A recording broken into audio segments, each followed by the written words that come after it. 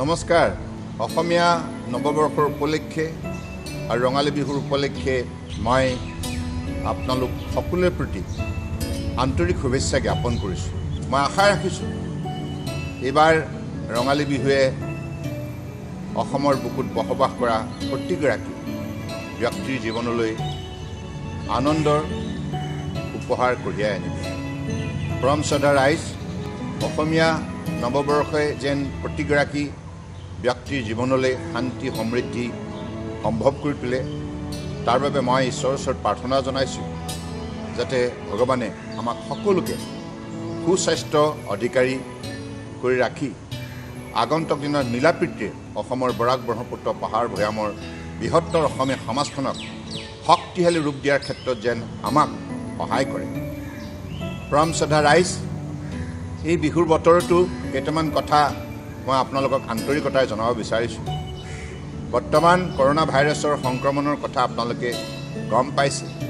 সমগ্ৰ বিশ্বৰ লগতে ভাৰতবৰ্ষৰ বুকুতো দ্বিতীয় পৰ্যায়ত বিশেষভাৱে বিভিন্ন ৰাজ্যত প্ৰভাৱ বিস্তাৰ কৰিছে।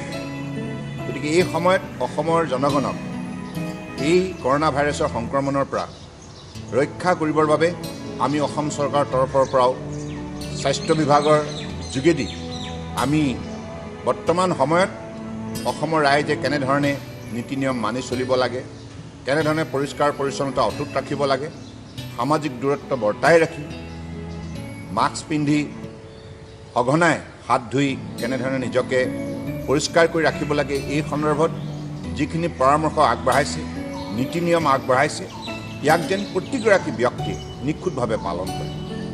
আমি যদি এই ক্ষেত্ৰত সকলোৱে সজাগ আৰু সচেতন হওঁ, দায়বদ্ধতাৰে দায়িত্ব সহকাৰে কাম কৰোঁ, তেতিয়াহ'লে আমাৰ সমাজখন ৰক্ষা পৰিব এই কৰোনা ভাইৰাছৰ সংক্ৰমণৰ পৰা।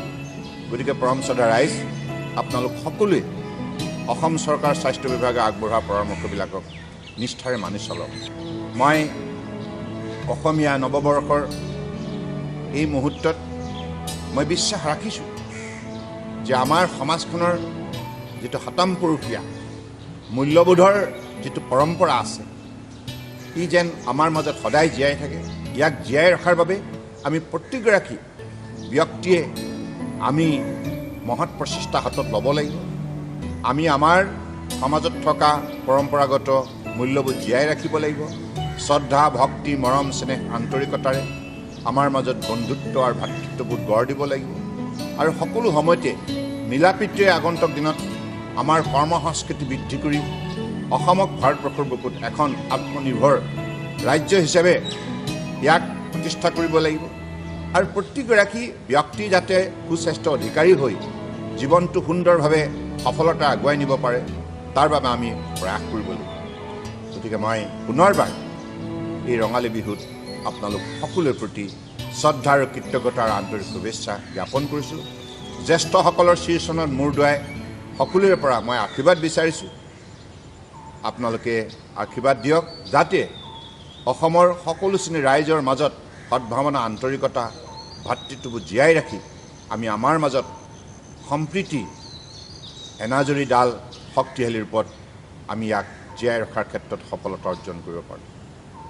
পুনৰবাৰ অসমীয়া নৱবৰ্ষৰ উপলক্ষে আন্তৰিক শুভেচ্ছা জ্ঞাপন কৰি মই সকলোৰে উন্নতি কামনা কৰি সকলোৰে চৰণত মোৰ শ্ৰদ্ধা নিবেদন কৰোঁ। ধন্যবাদ।